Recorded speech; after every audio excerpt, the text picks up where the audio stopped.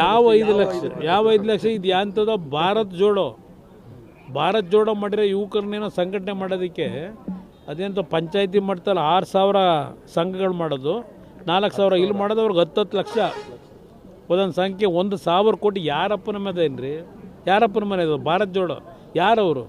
ಇವತ್ತು ಈ ರೌಡಿಸಮ್ನ ಬೆಳೆಸಲಿಕ್ಕೆ ಇವರು ಭಾರತ್ ಜೋಡೋ ಹೆಸರಿನಲ್ಲಿ ಯುವಕರನ್ನ ಸಂಘಟನೆ ಮಾಡ್ತೀವಿ, ಅವರಿಗೆ ದೊಡ್ಡ ಮಟ್ಟದಲ್ಲಿ ಏನೊಂದು ಜ್ಞಾನ ಮೂಡಿಸ್ಕೊಡ್ತೀವಿ ಆ ಸಂಘದ ಮುಖಾಂತರ ಅಂತೇಳಿರೋದು. ಅವರು ಜ್ಞಾನ ತುಂಬತಕ್ಕೂ ಅಲ್ಲ, ಉದ್ಯೋಗ ಕೊಡೋದಕ್ಕೂ ಅಲ್ಲ. ಇದು ಹಿಂದೆ ಗುಂಡೂರಾವ್ ಕಾಲದಲ್ಲಿ ಒಬ್ಬರು FM ಖಾನ್ ಅಂತ ಇದ್ದರು, ಅವರು ಇದೇ ಥರ ಮಾಡಿದರು, FM ಖಾನ್ ಅಂತೇಳಿ.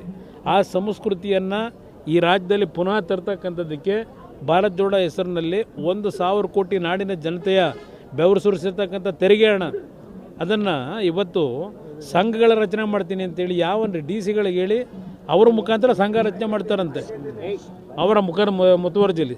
DC ಕೆಲಸ ಇದೇನನ್ನ? ಇದು ಈ ಸರ್ಕಾರದ ಕೆಲಸ ಇದು. ಅದರಿಂದ ಅಲ್ಲೆಲ್ಲೋ ಯಾವುದೋ ಇಸ್ಪೀಟ್ ಆಡೋಕ್ಕೋ ಮತ್ತೊಂದಕ್ಕೋ ಎನ್ಕರೇಜ್ ಮಾಡ್ಕೊಳ್ಳಿಕ್ಕೆ ಇವತ್ತೇನು ಹೊರಟಿದ್ದಾರೆ ಗೊತ್ತಿದೆ. ಬೆಂಗಳೂರು ನಗರದಲ್ಲಿ 68 ಜಾಗದಲ್ಲಿ ಈಗ ಇಸ್ಪೀಟ್ ಕೇಂದ್ರಗಳು ನಡೀತಾವೆ, ಕೇಳೋರಿಲ್ಲ ಇವತ್ತು.